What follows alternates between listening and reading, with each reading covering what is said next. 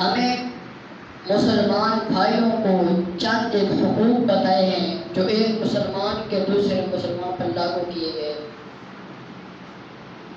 میں نے آیت کریمہ آپ کے سامنے تلاوت کی، اس کے اندر اللہ تعالیٰ نے حقوق بیان فرمائے کہ ہمسایہ اور پڑوسی یہ دو ایسے شخص ہیں، دو ایسے فرد ہیں جو ایک دوسرے کے قریب رہتے ہیں، اور فرمایا کہ اگر ایک انسان محتاج ہے، غریب ہے،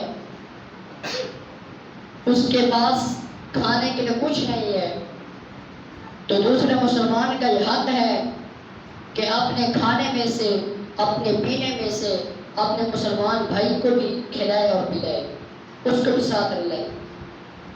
اور اسی طرح فرمایا کہ اگر ایک تندرست ہے اور دوسرا بیمار ہے، تندرست کو یہ حق ہے کہ بیمار کی بیمار پرسی کرے۔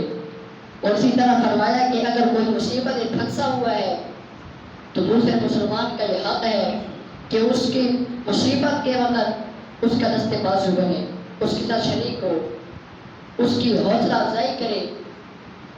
تو حضرات، اللہ اور اللہ کے پیغمبر نے ہمیں چند ایک حقوق بتائے ہیں۔ اسی طرح اللہ کے پاک پیغمبر علیہ السلام فرماتے ہیں کہ کسی کے عیب، اس کے عیب کو چھپانا یہ بھی آپ کا حق ہے مسلمان پر۔ آپ علیہ السلام فرماتے ہیں کہ من ستر سترہ اللہ، جس مسلمان نے اپنے مسلمان بھائی کے عیبوں کو چھپایا، اس کی راز کی باتوں پر پردہ ڈالا، فرمایا کہ سترہ اللہ یوم القیامہ، اللہ تعالیٰ بھی ایسے شخص کے گناہوں پر اور راز کی باتوں پر اللہ تعالیٰ کی پردہ ڈالیں گے۔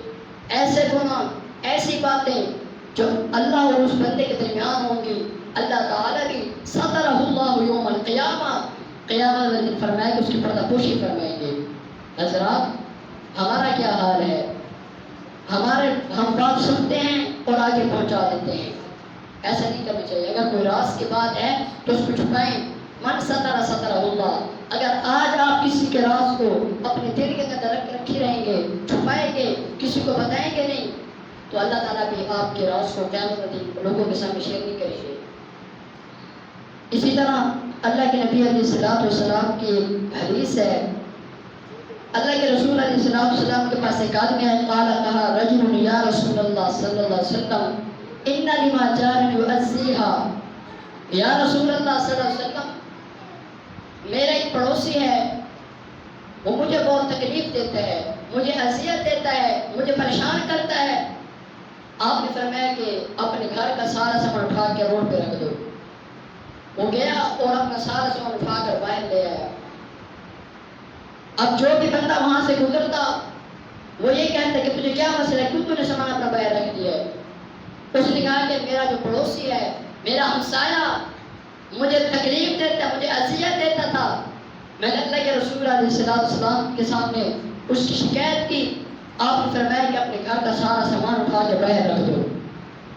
اب جو بھی بندہ وہاں سے گزرتا وہ یہ کہتا کہ اس پر لعنت ہو، وہ ذلیل ہو، حتیٰ کہ اس آدمی تک یہ بات پہنچ گئی کہ میرے بارے میں لوگ اس طرح کہہ رہے ہیں۔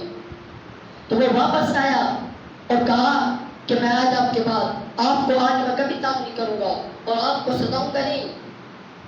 اللہ کے نبی علیہ السلام کے پاس آیا اور آپ نے جو بھی بندہ ہوتا اس پر لعنت کرتا اور کہتا، اس کو ذلیل کہتا۔ تو جب اس کو پتہ چلا تو اس کے پاس واپس آیا اور اس نے کہا کہ میں آپ سے معافی مانگتا ہوں، آج کے بعد آپ کو ذلیل نہیں کروں گا۔ تو حضرات، اللہ کے نبی علیہ السلام فرماتے ہیں کہ بہترین خطا کار وہ ہے جو گناہ کرنے کے بعد اپنے گناہ کی معافی مانگ لیتے ہیں۔ اس نے گناہ کیا، اس کو ستایا، ذلیل اور رسوا کیا، لیکن اس کو اپنے گناہ کا جب احساس ہوا تو اس نے کیا کہا؟ مجھے معاف کر دے، معافی طلب کی۔ اسی طرح اللہ کے پاک پیغمبر علیہ السلام فرماتے ہیں کہ ان اللہ یحب ثلاثۃ فقلت فمن هؤلاء الثلاثہ، اللہ تعالیٰ تین لوگوں کو اپنا دوست بناتے ہیں۔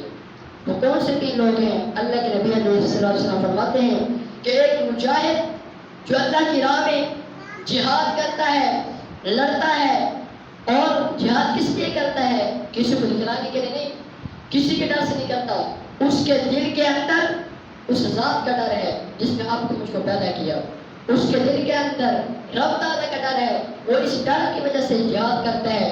اللہ کے نبی فرماتے ہیں اللہ تعالیٰ ایسے شخص کو اپنا دوست بناتے ہیں۔ اور اسی طرح دوسرا بندہ وہ بندہ جو ثواب کے لیے سے جہاد کرے اور شہید ہو جائے۔ اور تیسرا بندہ فرمایا کہ ایک مسلمان کہ اس کو اس کا پڑوسی تنگ کرتا ہے، اس کو اذیت دیتا ہے، اس کو تکلیف دیتا ہے، اللہ کے نبی علیہ السلام فرماتے ہیں کہ اس کی تکلیفوں کی وجہ سے، اس کی اذیتوں کی وجہ سے، اس کی پریشانی کی وجہ سے اس پر صبر کرتا ہے، اس کو کچھ نہیں کہتا بس صبر کرتا ہے۔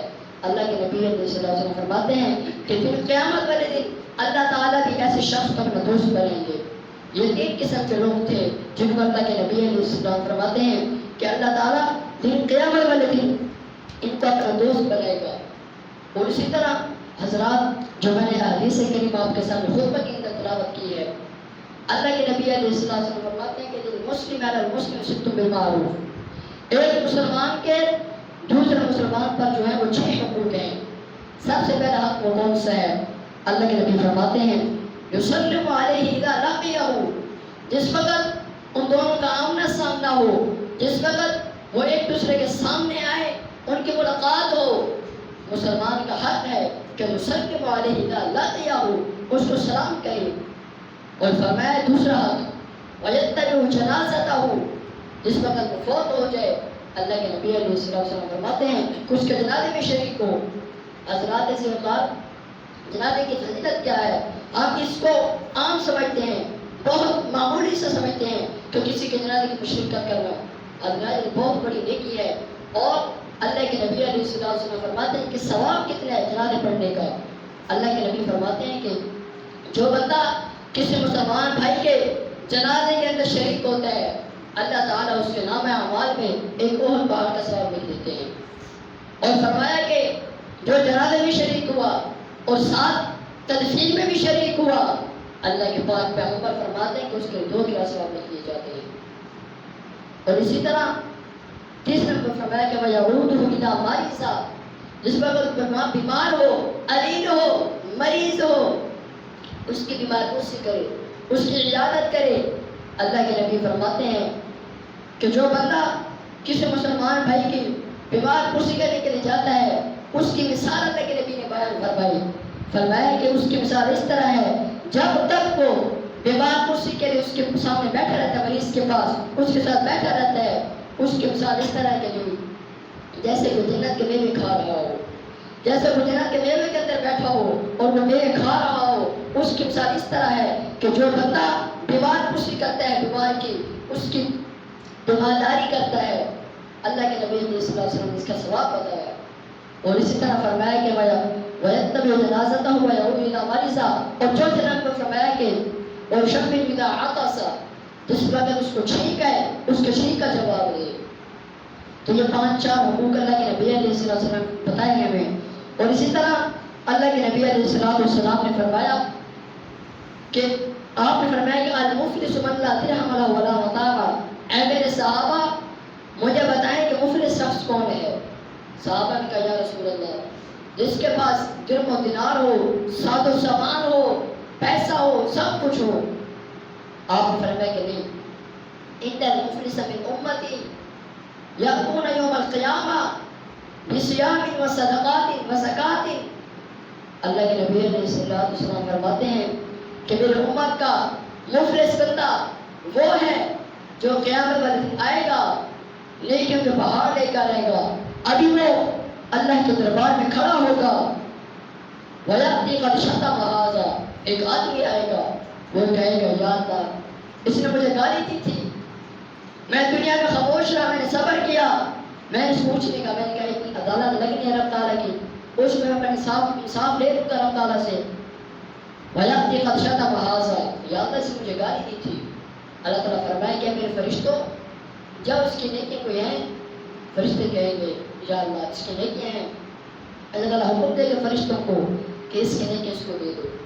ابھی وہ وہیں کھڑا ہوگا، ایک اور بندہ آئے گا، وہ کہے گا وَقَذَفَ هَٰذَا، یا اللہ اس نے مجھ پر الزام لگایا تھا، اس نے تہمت لگائی تھی۔ اللہ تعالیٰ فرمائے گئے فرشتوں اس کے اوپر لے کے آئیں؟ جی ہاں یا اللہ اس کے لے کے آئیں۔ فرشتوں سے اللہ تعالیٰ کہیں گے کہ جاؤ اس کے نیچے اٹھا کے اس کو دے دو۔ ابھی وہ کھڑا ہوگا اور تیسرا بندہ آئے گا، وہ کہے گا یا اللہ وہ اکالا مالا ہانا، اس نے میرا مال کھایا تھا، بغیر حق کے میرا مال کھایا۔ اللہ تعالیٰ فرمائیں گے اے فرشتوں اس کے اوپر لے کے آئیں؟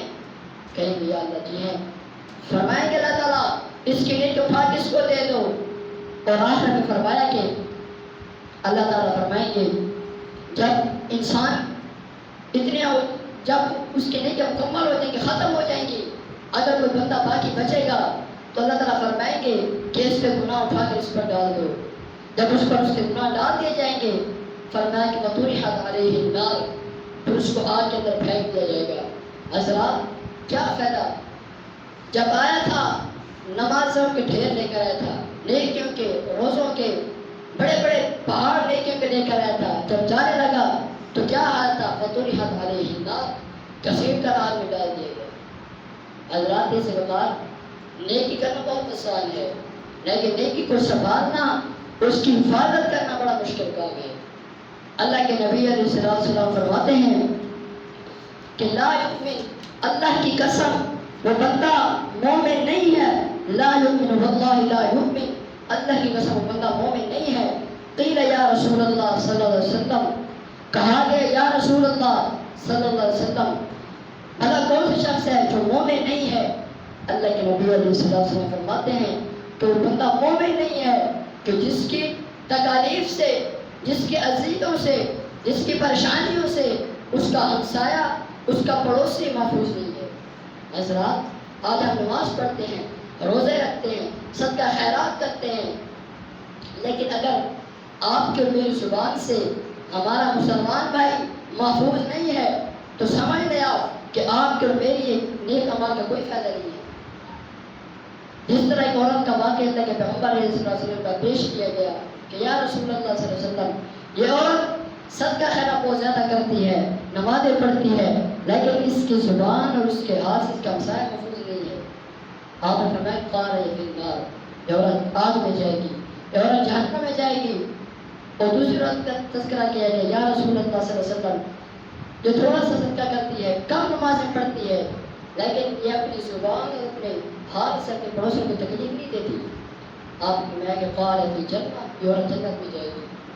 اب اللہ کے پیغمبر کا فرمان ہے کہ جس کے ہاتھ اور زبان سے اس کا ہمسایہ، اس کا بھائی، اس کا پڑوسی محفوظ نہیں ہے، اللہ کے پیغمبر فرماتے ہیں لا يدخل الجنہ، بندہ جنت میں داخل نہیں ہو سکتا۔ یہ میں نہیں کہہ رہا، اللہ کا پیغمبر کہہ رہے ہیں لا يدخل الجنہ تھا، اور بندہ جنت میں داخل نہیں ہو سکتا کہ جس کے ہاتھ اور زبان سے اس کا مسلمان محفوظ نہ ہو۔ حضرات اللہ تعالیٰ سے دعا ہے کہ جو کو سنا سنایا اللہ اس پر عمل کرنے کی توفیق عطا فرمائے، اور اللہ ہمیں اپنے بھائیوں کے حقوق ادا کرنے کی توفیق عطا فرمائے، اور جو کو سنا سنایا